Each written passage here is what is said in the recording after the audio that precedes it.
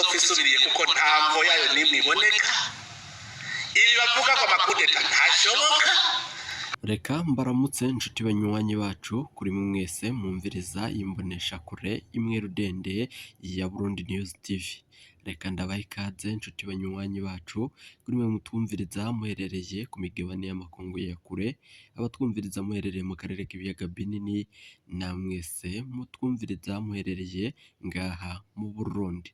Abariko muratwumviriza muherereye mu bihugu vy'ibibanyi, turabahaye ikaze muri ibiganiro n'amakuru yacu dutambutsa kuri mbonesha kure yacu imwe rudende ya Burundi News TV. Mbahaye ikaze. Reka nsubire ndabakengurukire cane nshuti banywanyi kuri mwe mwaje gupyonda ijambo sabone. Ku batarabikora aka niko karyo, ndabasabe mumanuke musi iyi video murabanditse ijambo sabone mu pyondeko, muraca murabona arakazigera no nyene mu pyondeko, hama tuje turabana amakuru n'ibiganiro tubashitsa ko misi yose idonido. Aye ni amakuru muba mwatohorejwe n'abaguye b'abahinga bakorera mu karere k'ibiyaga binini no mu Burundi, bakayaturungikira tukayatosora tukayabashitsa ko mu biganiro vyacu vya misi yose idonido. Turi kw'igenekerezo rya 27 Gitugutu mwaka 2023, tukaba tugarutse tubashitse ko amakuru akomeye cane nanone ahejeje kudushikira nk'uko vyibonekeje mu misi iheze. Haribonekeje amakuru ari nk'aya tugiye kubashitsa ko mu buryo bw'idonido. Ingingo nkuru turazifatira ku makuru akomeye cane ahejeje kudushikira ngaha mu gihugu cacu c'u Burundi. Biravugwa ko ibintu bikomeye cane bihejeje kuyangara umugambwe uri ku butegetsi wa CNDD-FDD, guhangana n'ibihangange bitandukanye biri mu gihugu. Biravugwa ko bamwe mu bagwanyi umugambwe wa CNL banganye n'umugambwe wa CNDD-FDD, aho humvikanye ko Agathon Rwasa aragomba kwicwa akagandagurwa ku mvo z'uko ari itegeko ryashizweko umukono n'umukuru ngaha mu gihugu cacu c'u Burundi. Turaza kumugaruka ko uwo mukuru ninde, yoba yarashize umukono kw'idokere ifasha abantu canke ifasha inkoramabi kugandagura umukuru umugambwe CNL Agathon Rwasa. Turaza kubigaruka ko vyose mw'idonido. Nanone amakuru azindutse adushikira muri kino gitondo, biravugwa ko umukuru wa Red Tabara ahejeje gufata ingingo ikomeye cane, aho yasohoye itangazo rikomeye cane riraba Uburundi n'abarundi bose. Abanyagihugu batewe ubwoba n'iri tangazo ryashizweko umukono n'uyu muvugizi wa Red Tabara. Aba ni abaroberi bakorera muri Repubulika Iharanira Intwaro Rusangi ya Kongo. Bamwe mu bazi bavuga ko aba ari inkora mabi cane ko bibonekeje mu bitero bitandukanye vyahungabanije umutekano w'abanyagihugu ngaha mu gihugu cacu c'u Burundi. Abandi bakavuga ko ari akarwi kajejwe kwigwanirira no kuganirira agateka kabo nk'uko bivugwa na bamwe mu bashigikiye aba barobere. Turaza kugaruka nanone ico umukuru w'igihugu nyene icubahiro Major Evariste Ndayishimiye yoba abivugako. Ibi vyose vyabaye nyuma yuko birukanye abaroberi bakoreraga mu Gitega, abo bari mu ntara ya Gitega. Abo bose bikavugwa ko babirukanywe n'umukuru w'igihugu kw'itangazo yari yasohoye. Ni nyuma yuko yari yagiranye ikiyago na bamwe mu bategetsi bakomakomeye, nk'uko turi buze kubigaruka ko vyose mw'idonido ry'amakuru twabateguriye. Wakibaza ati nk'uko babivuga aba ba Red Tabara barashobora guhungabanya umutekano w'igihugu. Yego nivyo birashoboka, ariko nanone wakibaza ati ese bogwanya Sebarundi bakaba bamushira hasi canke vyoba ari ububeshi? Reka tubigaruke ko vyose nizihe mbaraga canke nuhe bufasha bariko bararonka aho bari. biravugwa ko hari umutegetsi yinyegeje inyuma yo kubatera inkunga nk'uko vyibonekeje mu misi iheze. Haravugwa ko uwo mutegetsi akomeye cane ngaha mu gihugu cacu c'Uburundi ariko arabafasha mu kugwanya leta y'Uburundi. Aba baroberi ba Red Tabara bakavuga ko bagwanira uburenganzira bwabo nk'uko bivurwa n'umwe mu begereye ngaho. Birakomeye cane rero mu gihugu cacu c'Uburundi, reka tugaruke tubabwira ivyerekeranye n'aya makuru n'iri tangazo ryashizweko umukono n'umuvugizi wa Red Tabara. Umukuru w'igihugu nyen'icubahiro Major Evariste Ndayishimiye yavuze ko abo boba birukanywe zaba ari ku zihe mvo, reka navyo tugaruke tubivuga ko tunababwira uwo mutegetsi akomeye cane ngaha mu gihugu cacu c'Uburundi nanone yibonekeje muri uwo mugambi wo kuba yabatera inkunga akabaha ubufasha bw'inkoho zikomeye cane. Yoba yarazikuye he? Canke ni vya bindi abanyagihugu bavuze ko babura ico bapfungura kandi nyene abategetsi bakuru ibihangange mu mugambwe uri ku butegetsi biriko birakoresha amahera y'abanyagihugu mu buryo butemewe. Nanone reka tubigarukeko nyuma y'aka kananga.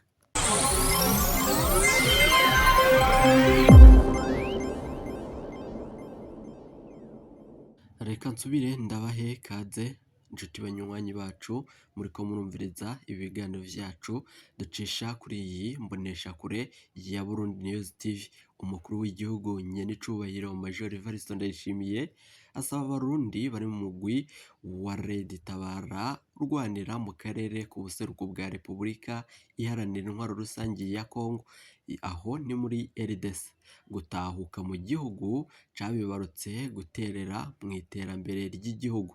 Ivyo yabivuze nyuma y'uko umuvugizi canke uvugira abo bagwanyi ba Red Tabara yarashize itangazo ahagaragara ku rubuga rwiwe rwa X rwahora ari Twitter.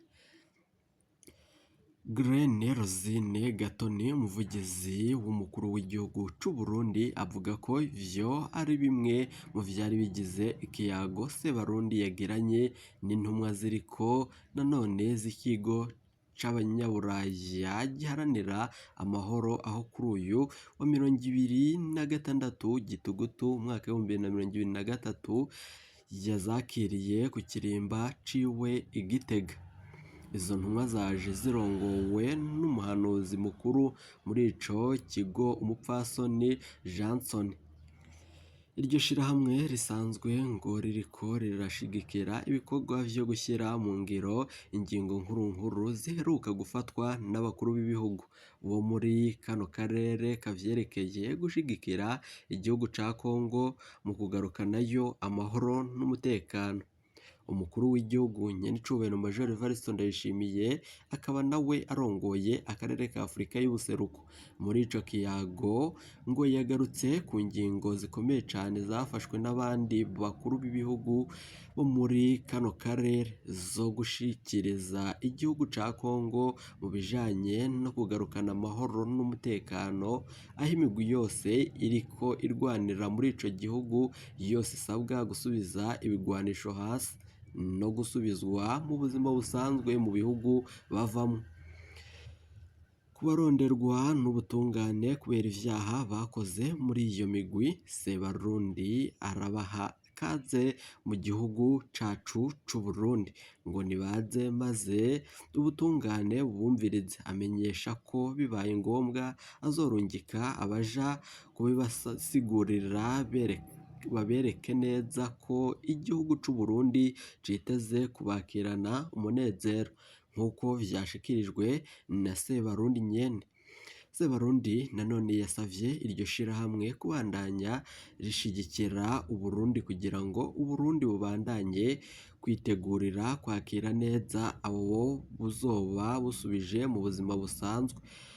Abo bashitsi ngo bemeye neza cane ko bazokora ibishoboka vyose kugira ngo abo bagwanyi ba Red Tabara bashobore kugaruka mu gihugu cabibarutse c'Uburundi, banashire ibigwanisho vyabo hasi nk'uko vyibonekeje ibi vyose vyabaye inyuma y'itangazo ryari rishizweko umukono n'umuvugizi wa Red Tabara, aho yavuga ko Uburundi busabwa kuryamira amagabo kuko ibintu bigiye gukomera mu minsi iri imbere.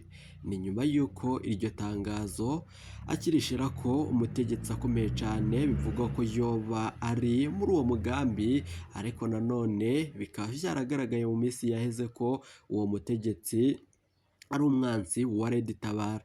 Yaciye arashiraho comment ko Red Tabara ivyo iriko iravuga birafise ishingiro kandi birafise insiguro nziza ku Barundi, ariko nanone uwo mutegetsi bivugwa ko yoba ari Generale Prime Niyongabo. Imvo zoba zobimutumye kushigikira canke kwemanga ashigikiye uyu mugwi wa Red Tabara, aba bagwanyi bivuga ko ari inkozi z'amabi ngaha mu gihugu cacu c'u Burundi, vyoba abifisemwo uruhara canke iyihe nyungu. Nk'uko vyibonekeje haravuzwe amakuru akomeye cane ko General Prime Niyongabo yoba afasha Red Tabara, ariko nanone urundi ruhande rushigikiye intwaro ya nyenicubahiro Major Evariste Ndayishimiye ruvuga ko ibi ari ububeshi. Umuterankunga mukuru wibonekeza mu mugambi wo gutera izi ngabo canke aba bagwanyi ba Red Tabara bivuga ko ari Generale Alain Guillaume Bunyoni, wahora ari umushikiranganje wa mbere ngaha mu gihugu cacu c'u Burundi. Bikaba bivugwa ko aho ari mu ibohero rya Gitega, bivugwa ko n'ubundi ariko arohereza amafaranga menshi cane yo kugura inkoho kuri abo bagwanyi ba Red Tabara. Umwe mu bamenyeshamakuru wacu akorana na Red Tabara akorera muri Repubulika Iharanira Intwaro Rusange ya Kongo yavuze ko ibi vyose ari ububeshi ivyerekeranye n'inkunga yoba ivuga ko ihabwa abo bagwanyi ba Red Tabara, ariko nanone bikavurwa nanone abegereye intwaro ya nyenicubahiro Major Evariste Ndayishimiye ko ibi vyose ariko biriko biribonekeza mu gihugu cacu c'u Burundi, kandi bikavurwa ko aba bagwanyi ba Red Tabara bafashwa na bamwe mu binyegeje mu mugambi wo gutembagaza ubutegetsi n'intwaro ya nyenicubahiro Major Evariste Ndayishimiye. Umukuru w'igihugu nyenicubahiro Major Evariste Ndayishimiye mu nsiguro yatanze yavuze ko igihugu c'u Burundi abatipfuza umutekano, amahoro no kugarukana iterambere mu Burundi ngo tugere mu bihe bishasha. Ivyo abo bose bakaba bazaca bashikirizwa ubutungane, nk'uko yabishikirije ko ivyo bavuga ngo ni amakudeta nanone ataho yoca anyura, nk'uko ntamvo yayo nta ntambara izoca iraba mu gihugu c'u Burundi nk'uko yabitangaje, kandi akaba ariko yahora abivuga abibwira Abarundi.